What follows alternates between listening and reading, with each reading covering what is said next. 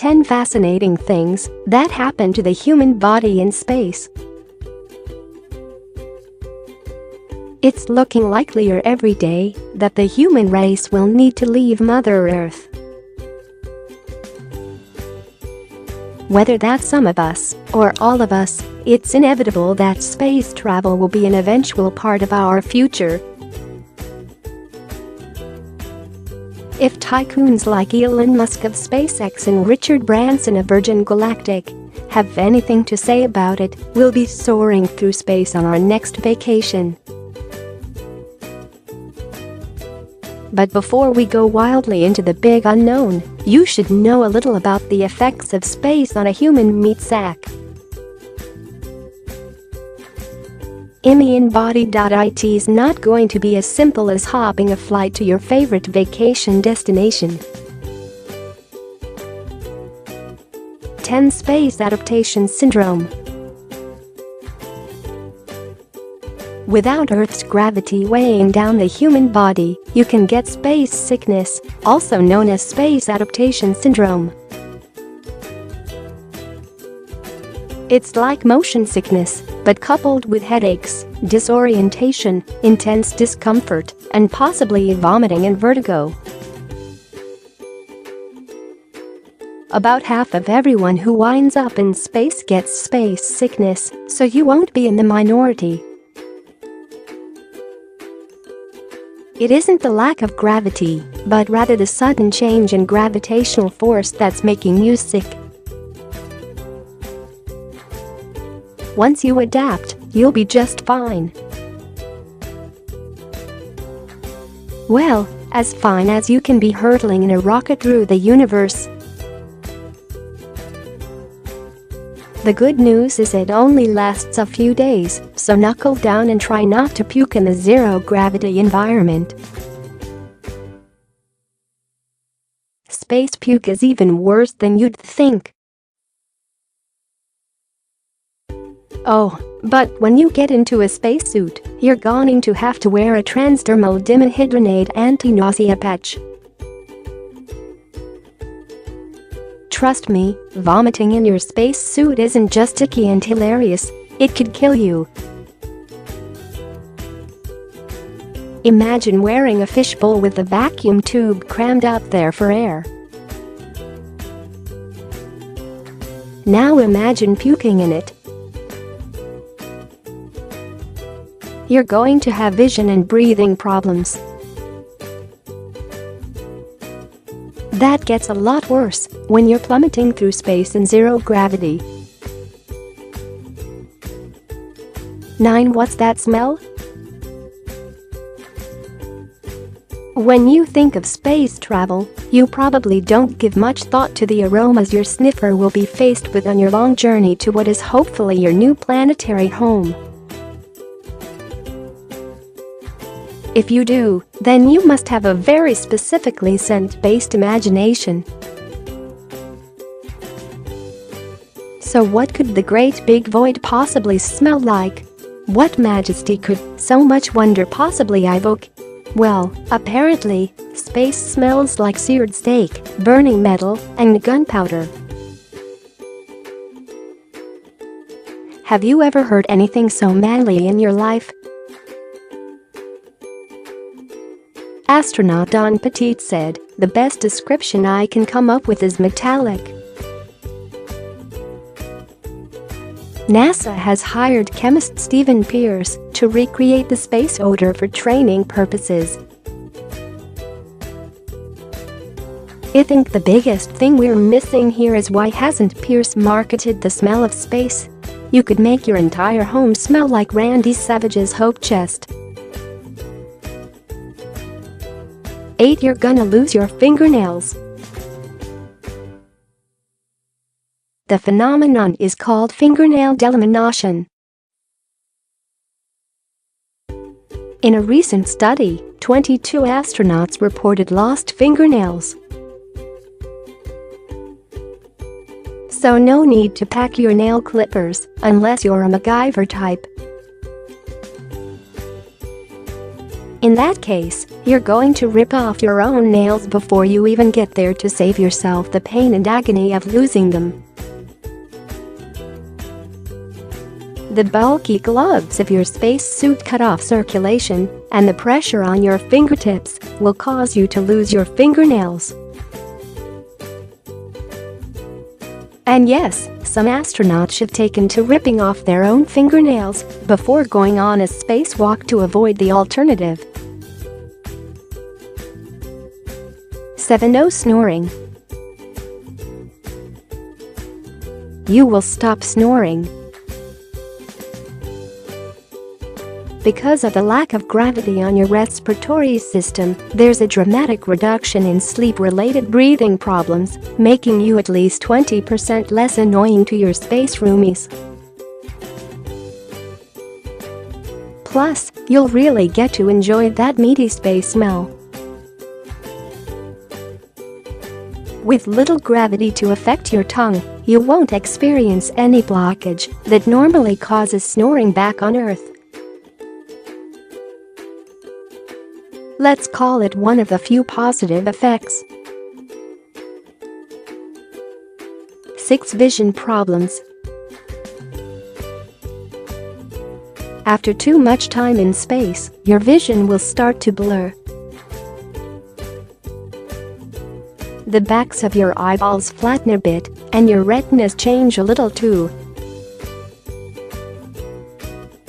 It usually doesn't last, but for some people, it can take years to go back to normal. Out of 300 astronauts that came before you, about 23% experienced problems on a short-term flight, and about 49% on longer flights. If we're moving to new planets, about half of you are going to have vision problems. To go along with the space sickness and radiation. When you're weightless in space, the fluid goes to your upper body, and the increased pressure in your head will only slightly crush your optic nerves. Only a little. Not to worry, it's been an occupational hazard for years. You'll also experience our nifty friend cosmic ray visual phenomena, which causes the sensation of spontaneous flashes of light. Wow, is space travel starting to sound a lot like being at a rave? 5. Effects on your muscles. When you're in space, your main mode of traveling is floating around. Because of all your unwieldy floating shenanigans, your lower body is going to suffer a lot of bone loss, not to mention weakened, sometimes atrophying, muscles. Also, that heart of yours has the potential to decrease in size because it just doesn't have to work as hard. It's just another one of those side effects of a microgravity environment.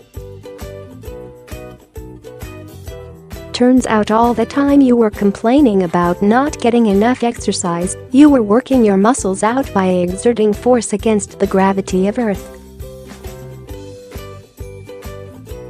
4. Prepare to be taller.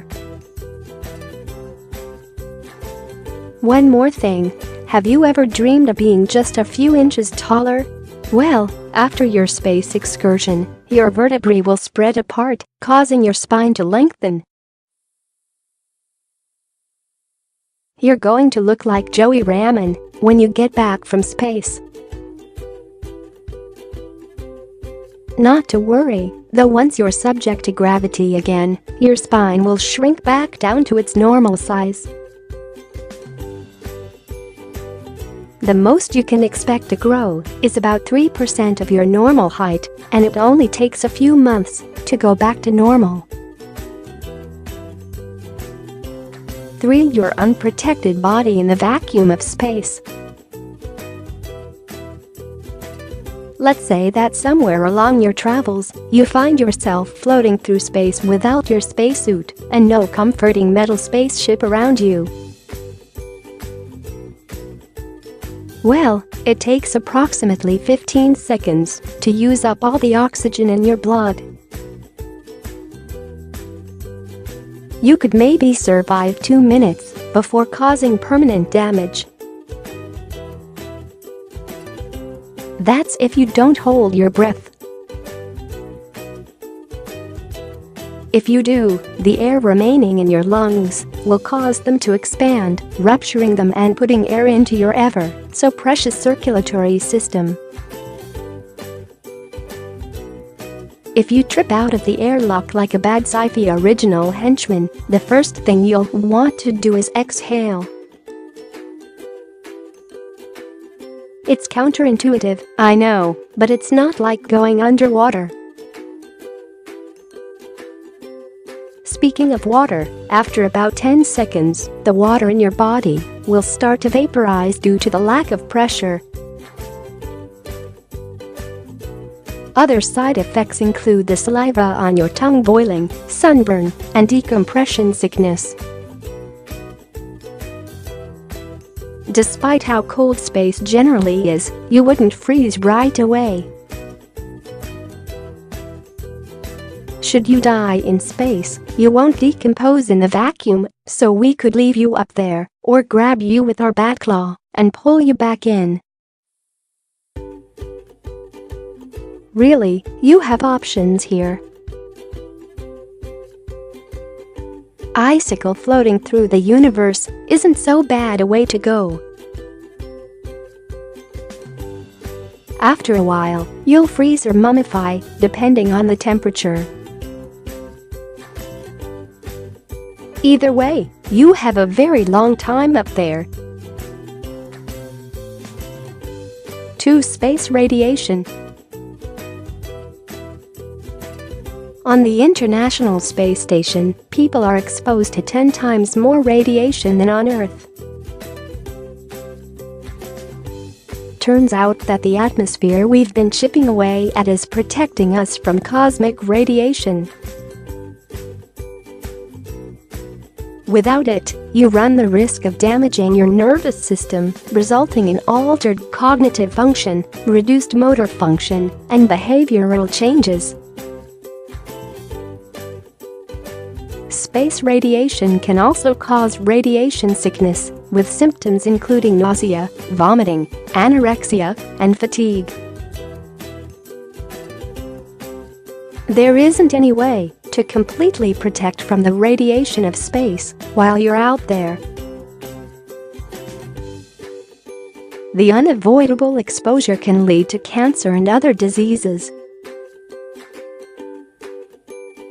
It's just another one of those hazards of the trip that you're going to have to accept if you're leaving this rock. 1. Space euphoria. Astronauts have reported eye-opening and life-changing experiences after a trip to space. Charles